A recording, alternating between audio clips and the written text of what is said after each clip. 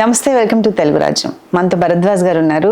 భరద్వాజ్ గారితో మనం ఈరోజు బాలకృష్ణ 50 years ఇండస్ట్రీ సెలబ్రేషన్స్, అలాగే మోక్షజ్ఞ ఫిల్మ్ ఎంట్రీ కాస్త లేట్ అయినట్టుగా సినీ వర్గాల్లోనైతే ఆ ఎంట్రీ గురించి చర్చ నడుస్తోంది. భరద్వాజ్ గారితో మాట్లాడదాం. మోక్షజ్ఞ ఎంట్రీ ఎందుకు ఇంత ఆలస్యంగా అవడానికి కారణాలు ఏమనుకోవచ్చు సార్? అంటే అతని చాలా కాలం క్రితమే వారసుడిగా ఆయన తీసుకొస్తున్నారనే ప్రచారం జరిగింది, కానీ ఆచరణలో రాలేదు. అవునండి. అయితే నందమూరి బాలకృష్ణ గారి ఎంట్రీ మాత్రం చాలా యంగేజ్ లోనే జరిగింది. ఆయన దాదాపు 13 సంవత్సరాల వయసులోనే తాతమ్మ కళ సినిమా ద్వారా ఎంట్రీ ఇచ్చాడు. ఎంట్రీ అంటే బాలనటుడుగా ఎంట్రీ ఇచ్చాడు. అవునండి. రామారావు గారు తన పిల్లలు ఎవరిని ప్రత్యేకంగా ఎంట్రీ కోసం ప్రయత్నం చేయలేదు. తన సినిమాల్లో రకరకాల వేషాలు వేయిస్తూ కొనసాగించాడు వాళ్ళని. హరికృష్ణతో పెళ్ళామా సినిమాలో దాదాపు తాతమ్మ కల్లో ఏ వేషం అయితే బాలకృష్ణ వేశాడో అదే క్యారెక్టర్, అలాంటి క్యారెక్టరే హరికృష్ణతో చేయించాడు ఆయన. ఇలా ప్రతి ఒక్కళ్ళని, అంటే యాక్టింగ్ ఇంట్రెస్ట్ ఉన్నటువంటి వాళ్ళిద్దరూ, అలాగే ఒక కుమారుడు మోహన్ కృష్ణకేమో కెమెరా ఇంట్రెస్ట్ ఉంది ఆయనకి. అందుకని ఆయన్ని కెమెరా వైపు రెహమాన్ గారి దగ్గర పెట్టాడు. ప్రత్యేకంగా తన పిల్లల్ని ఇలా లాంచ్ చేయాలి అనేటువంటి ప్రోగ్రామ్ ఏం లేదు ఆయనకి. మామూలుగా సినిమాల్లో క్యారెక్టర్లను బట్టి తన సినిమాల్లో క్యారెక్టర్లు ఇస్తూ వెళ్ళాడు. అలా బాలకృష్ణ గారు ఆయన దానవేరు సూరకర్ణ సినిమాలో అభిమన్యుడిగా కనిపిస్తాడు. ఆ తర్వాత వెంకటేశ్వర కళ్యాణం సినిమాలో నారదుడిగా కనిపిస్తాడు. ఇలా రకరకాల క్యారెక్టర్లు చేయించాడు ఆయన. అయితే హీరోగా లాంచ్ చేసే టైంకి ఆయన రాజకీయాల్లోకి వెళ్ళిపోయారు. వెళ్ళిపోయిన తర్వాత సాహసమే జీవితం అనే సినిమా ఆయన పీతాంబరం గారి ప్రొడ్యూసర్గా వచ్చింది. అక్కడి నుంచి సీరియస్ హీరోగా వచ్చాడు బాలకృష్ణ. మొదటి హిట్ తనకి మంగమ్మ గారి మనవడు సుహాసిని బాలకృష్ణ, కోడి రామకృష్ణ గారి కాంబినేషన్ లో వచ్చిన సినిమా అది మొదటి సద్దినోత్సవ సినిమా బాలకృష్ణకి సోలోగా. అంతకుముందు దానవేరు సూరకర్ణ, ఈ సక్సెస్ లన్నీ ఆయనవి. అన్నదమ్ముల అనుబంధం, ఇవన్నీ రామారావు గారి ఖాతాలో వెళ్ళిపోయిన హిట్లు. బాలకృష్ణ సోలోగా హిట్ కొట్టింది మంగమ్మ గారి మనవడు. అప్పటికి బాలకృష్ణ వయసు ఎంత ఉంటుంది సార్? అప్పటికి తన వయసు 30 లోపే. 30 లోపే ఉన్నాడు. ఇప్పుడు మోక్షజ్ఞ వయసు అంటే 94. ఈయన 94లో పుట్టాడు. 94లో రామారావు గారు 3వ ముఖ్యమంత్రి అయిన సంవత్సరం అది. అదే సంవత్సరం ఇతను పుట్టాడు. ఆయనే నామకరణం చేశారు. వీళ్ళ పిల్లలందరికీ పేర్లు పెట్టింది రామారావు గారే.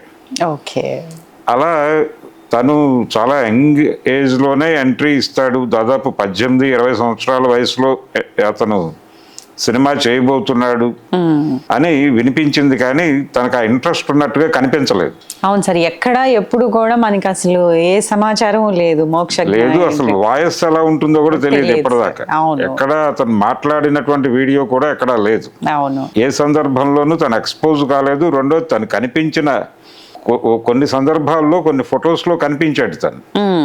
ఆ కనిపించిన సందర్భంలో కూడా అతని బాడీ లాంగ్వేజ్ అదంతా కూడా హీరో మెటీరియల్ కాదు, హీరో మెటీరియల్ కాదు అన్నట్టుగానే ఉన్నాడు తను. అయితే నిన్న ఒక ఫోటో రిలీజ్ చేశారు వీళ్ళు. రిలీజ్ చేసినటువంటి ఫోటోలో చాలా స్మార్ట్ గా, అంటే అతన్ని డిజైన్ చేశారు, అలాగే కంప్లీట్ గా మార్చారు. హీరో లుక్ వచ్చింది. అయితే మొన్న బాలకృష్ణ గారి ఈవెంట్ జరిగింది, ఆయన సినీ స్వర్ణోత్సవం. ఆ ఈవెంట్ కి ఇతన్ని అవాయిడ్ చేశారు వాంటెడ్ గానే. ఎందుకంటే ఇతని లుక్ రివీల్ అయిపోతుంది, ముందే రివీల్ కావడం కరెక్ట్ కాదు, మనం రివీల్ చేద్దాం అనే ఉద్దేశంతో వాంటెడ్ గానే అతన్ని ఆ ఈవెంట్ కి దూరంగా ఉంచారు. ఉంచి నిన్న ఆ పోస్టర్ రిలీజ్ చేశారు, ఫస్ట్ లుక్ అనే పేరుతో. దాన్ని చూసిన తర్వాత చాలా మందికి హోప్స్ వచ్చినాయి. కానీ ఇతను ఏ మేరకు నటించగలడు, అసలు ఎందుకు ఇంతకాలం అతను తెర మీదకి రావడానికి అనుమానించాడు అనేది ఇప్పుడు చాలా మందిని తొలిచేస్తున్న ప్రశ్న. అవును సార్, ఎందుకంటే కళ్యాణ్ రాము, జూనియర్ ఎన్టీఆర్ వీళ్ళందరూ కూడా కొంచెం చిన్న ఏజ్ లోనే వచ్చేసారు. చెప్పాలంటే ఇప్పుడు 30 years.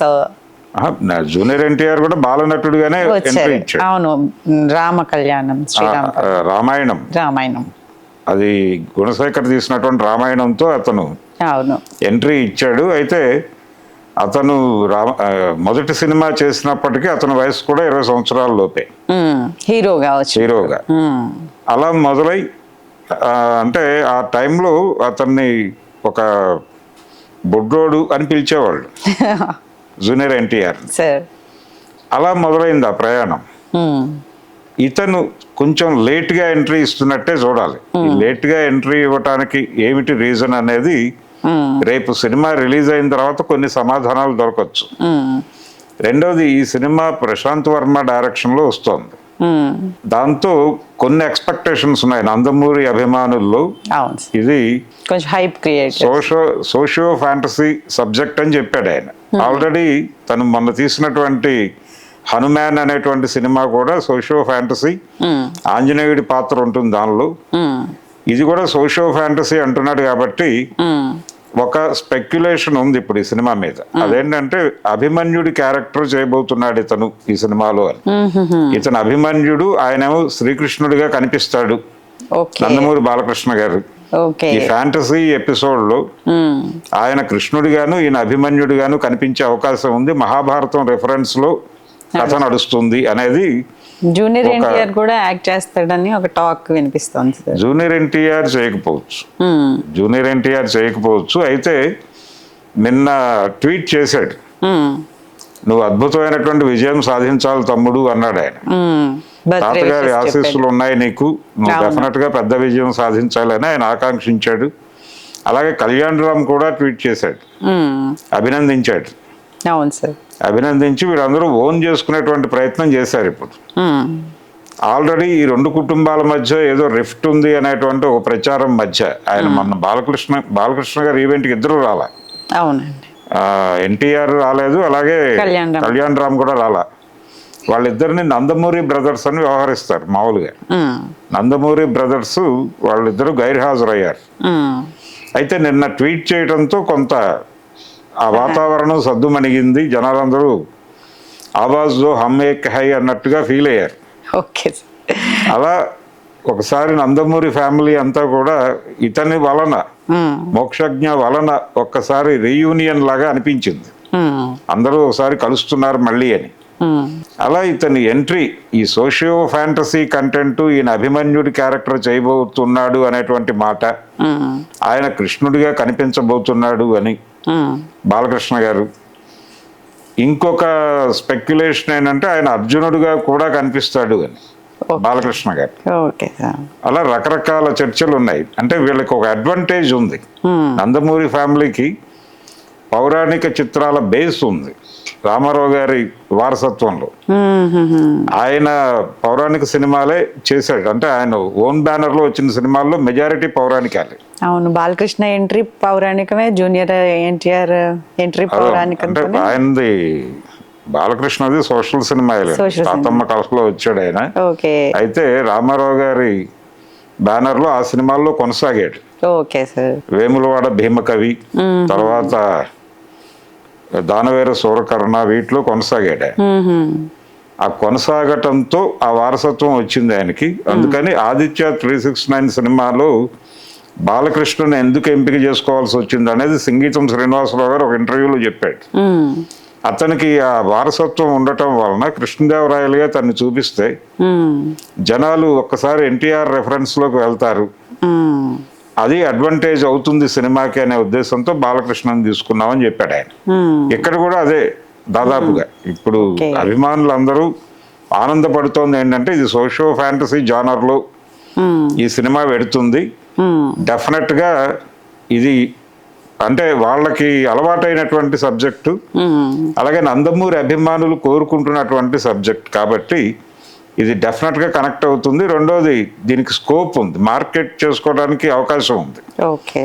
అంటే పాన్ ఇండియా మార్కెట్ ని అడ్రస్ చేసే అవకాశం ఉంది. ఇది మహాభారతం గనక రెఫరెన్స్ లో వెడితే, ఆల్రెడీ కల్కి సినిమా అదే రెఫరెన్స్ లో వెళ్ళి 1100 కోట్లు కలెక్ట్ చేసిన పరిస్థితి ఉంది. సో ప్రశాంత్ వర్మకి ఆల్రెడీ హనుమాన్తో అనుభవం ఉంది. అందుకని ఈ సినిమా మీద ఎక్స్పెక్టేషన్స్ మొదలైపోయినాయి. ప్రశాంత్ వర్మ ఒక అడ్వాంటేజ్. రెండోది నందమూరి ఫ్యామిలీతో పౌరాణికం అనేది డెఫినెట్ గా వర్కౌట్ అవుతుందని ఒక బిలీఫ్. ఈ రెండు కలిసి సినిమాని హిట్ చేస్తాయి అనే నమ్మకం ఉంది. మోక్షజ్ఞ జోడీ ఎవరనేది అయితే ఇంకా రివీల్ కాలేదు సార్. లేదు, చెప్తారు ఇప్పుడు చెప్తారు. దానికోసం కూడా వెయిట్ చేస్తున్నారు ఫ్యాన్స్. ఇంకొక ఎన్టీఆర్ వస్తున్నాడు. ఎవరు సార్? ఇప్పుడు హరికృష్ణ గారి మనవడు. హరికృష్ణ గారి మనవడు పేరు కూడా ఎన్టీఆర్. తన ఎంట్రీ ఉంది. వైవిఎస్ చౌదరి గారు లాంచ్ చేస్తున్నాడు. అతను అంటే 18-19 సంవత్సరాల వయసు అవుతుంది.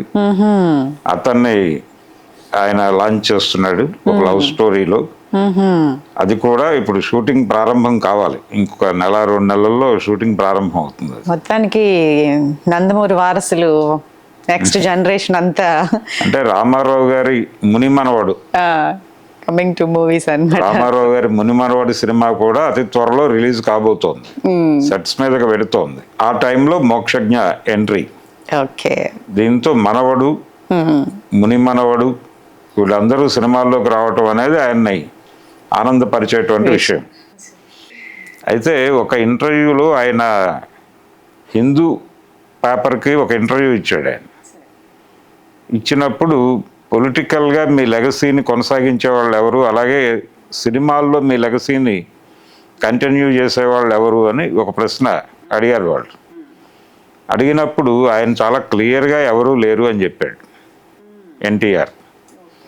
బాలకృష్ణ మీ వారసుడు కదా అన్నారు వీళ్ళు. అంటే నా తర్వాత మా ఫ్యామిలీ నుంచి సినిమాల్లో యాక్ట్ చేస్తున్నాడు, అంతవరకు నేను యాక్సెప్ట్ చేస్తాను. కానీ నా ఆలోచన విధానం, నా ధోరణి, దానికి వారసుడిగా నేను బాలకృష్ణని అనుకోవడం లేదు అన్నాడు ఆయన. అంటే ఎన్టీఆర్ది ఆయన డైరెక్ట్ చేశాడు చాలా సినిమాలు. సీతారామ కళ్యాణం మొదటి సినిమా ఆయన డైరెక్టర్గా. ఆ తర్వాత వచ్చినటువంటి సినిమాలు కృష్ణ పాండవీయం ఇవన్నీ ఆయన డైరెక్షన్లో వచ్చినవే. ఆయనే స్క్రిప్ట్ డిజైనర్ కూడా. అంటే ఆయనకు ఒక తాత్విక దృక్పథం కూడా ఉంది. అంటే ఆయన ద్రవిడ తాత్విక దృక్పథంతో సినిమాలు తీసేవాడు. ఆ సినిమాలు తీయటానికి ఆయనకు ఒక ప్రేరణ ఎవరంటే త్రిపురనేని రామస్వామి గారి ప్రభావం ఉండేది ఆయన మీద. త్రిపురనేని రామస్వామి ప్రభావంతో పాటు పెరియార్ రామస్వామి ప్రభావం కూడా ఉండేది రామారావు మీద. 2 మైండ్ సెట్స్ ఒకే మూవీలో. అది ఉండటం వలన ఆయన ఒక సినిమాలో పట్టాభిషేకం అని, శ్రీరామ్ పట్టాభిషేకం అని ఒక సినిమా యూట్యూబ్లో ఉంది. అవును సార్. అందులో ఒక డైలాగ్, ఆయన రావణ పాత్ర వేశాడు. దానిలో రావణ పాత్ర వేసి శూర్పణఖ ముక్కు చెవులు కోసినటువంటి సన్నివేశంలో ఆయన చాలా ఒక డైలాగ్ ఉంటుంది. ఆ డైలాగ్ ఏంటంటే శూర్పణఖతో అంటాడు, శూర్పణఖ ముక్కు చెవులు కోసిన సందర్భంలో సభాసదులు అందరినీ ఉద్దేశించి చెబుతూ, వాళ్ళ తండ్రి కోరిక తీర్చడానికో తల్లి కోరిక తీర్చడం కోసమో రాముడు అడవులకు రాలేదు, ఒక పర్పస్ కోసం వచ్చాడు. ఆ మునిమృత్యుల ప్రేరణతో మన ద్రవిడ జాతిని అంతం చేయటానికి వచ్చిన ఆర్యజాతి ప్రతినిధిగా చూడండి రాముణ్ణి అంటాడు. ఈ అటవీ సంపదని తరలించుకుపోవటానికి వచ్చాడు. ఆ మునులు వాళ్ళందరూ కూడా ఇక్కడ ఉన్నటువంటి సంపద ఏమిటి అని తెలియజేయటం కోసం ఇక్కడికి వచ్చి తపస్సులు చేస్తున్నట్టుగా నటిస్తున్నారు వాళ్ళు అని మాట్లాడతాడు. ఇది ముళ్ళపూడి వెంకటరమణ గారు కోతికొమ్మచ్చులో దీన్ని వివరిస్తూ, యాక్చువల్గా ఆ సినిమాకి డైలాగ్ రైటర్ సముద్రాల గారి పేరు పడుతుంది. ఇవన్నీ సముద్రాల గారి గొడవ కాదు, ఆయన మామూలుగా రాశాడు. రామారావు గారు వీటన్నిటిని మార్చేసి వాణిలోకి మార్చేసుకుని సినిమా తీశాడని చెప్పి రమణ గారు రాశాడు. అందుకని రామారావు గారిలో ఆ ధోరణి పిల్లలకి రాలా. ఆయనకున్నటువంటి ఆ ఫిలసాఫికల్ అవుట్లుక్ అనేది క్యారీ ఫార్వర్డ్ అవ్వలేదు నెక్స్ట్ జనరేషన్కి. దాని గురించి ఆయన మాట్లాడాడు ఆ రోజు ఇంటర్వ్యూలో. నటనకి వారసుడు బాలకృష్ణ అంటే నాకు అభ్యంతరం లేదు, కానీ నా ధోరణి నా పిల్లలకి రాలేదు అనేది నేను ఫీల్ అవుతున్నాను అని చెప్పాడు ఆ రోజు ఆయన. ఆ ఇంటర్వ్యూ కూడా అవైలబుల్ గానే ఉంది, ఎవరైనా చదవచ్చు. అందుచేత ఇప్పుడు మనవడు వస్తున్నాడు, ముని మనవడు వస్తున్నాడు. ఆల్రెడీ ఒక మనవడు ఉన్నాడు, అంటే 2 మనవాళ్ళు ఉన్నారు ఆల్రెడీ, కళ్యాణ్ రాము అలాగే ఎన్టీఆర్. ఇలా మొత్తం ఆ ఫ్యామిలీ నుంచి చాలామంది వచ్చినట్టు ఇప్పుడు. వీళ్ళల్లో బాలకృష్ణ గారు మంచి ప్రభావం వేశాడు. ఎన్టీఆర్ కూడా ఇప్పుడు పాన్ ఇండియా స్టార్గా ఆయన కీర్తిని నిలబెట్టాడు ఒక రకంగా నటనా రంగంలో. రామారావు గారు హిందీ సినిమాల్లో అవకాశాలు వస్తే ఆ రోజుల్లో చేయలే ఆయన. శాంతారాం గారి నుంచి ఒక ఆఫర్ వచ్చింది ఆయనకి, స్త్రీ అనే సినిమాలో హీరోగా యాక్ట్ చేయమని. వస్తే చేయనని చెప్పాడు ఈయన. చేయనని చెప్పడానికి కారణం ఏంటంటే ఈయన వాళ్ళు చాలా డిలే చేస్తారు ప్రాజెక్ట్ని, బాంబేలో ఉండాలి, ఆ టైంలో నేను ఇక్కడ 3-4 తెలుగు సినిమాలు చేసుకుంటాను కదా, ఎందుకు అనవసరంగా అక్కడికి వెళ్ళి టైం వేస్ట్ చేయాలి అనే ఉద్దేశంతో దాన్ని వద్దని చెప్పాడు, ఆయన చేయనని చెప్పాడు. ఒకే ఒక్క హిందీ సినిమా ఆయన యాక్ట్ చేసింది నయా ఆద్మీ, అది కూడా ఏవిఎం వాళ్ళు తీయటం వలన యాక్ట్ చేశాడు, అది మెడ్రాస్లో షూట్ అయింది. అది తప్ప ఇంకే ప్రాజెక్ట్కి ఆయన ఓకే చెప్పలేదు అప్పుడు.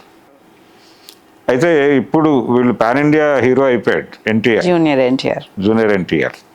ఇప్పుడు ఈ సినిమా ద్వారా మోక్షజ్ఞాన్ని కూడా ఆ లెవెల్లో తీసుకెళ్లే ప్రయత్నం జరుగుతోంది, పాన్ ఇండియా మార్కెట్కి తీసుకెళ్లే ప్రయత్నం జరుగుతోంది. దాని ద్వారా బాలకృష్ణ కూడా ఇప్పుడు పాన్ ఇండియాకి ప్రమోట్ అవుతాడు. ఈ 50వ సంవత్సరం, ఆయన 74లో ఎంట్రీ ఇచ్చాడు బాలకృష్ణ గారు. ఈ 50 ఏళ్ల తర్వాత కుమారుడు ఎంట్రీ ఇవ్వటం, ఈయన ఎలాంటి కేర్ తీసుకుంటాడు, ఎలా నడిపిస్తాడు అనేది చూడాలి. Please do subscribe to Telugu Rajyam channel. Please do subscribe to Telugu Rajyam channel. Please do subscribe to Telugu Rajyam channel. Hi అండి, నేను మీ ఆర్పీని, నెల్లూరు పెద్దారెడ్డి చేపల పులుసు ఓనర్ని. మీరు తెలుగు రాజ్యం అనే ఈ యూట్యూబ్ ఛానల్ సబ్స్క్రైబ్ చేసుకుని మంచి మంచి వీడియోలతో వస్తారు. Thank you so much. Hi people, I'm Sonakshi Verma and you please watch Telugu Rajyam and please subscribe to the channel.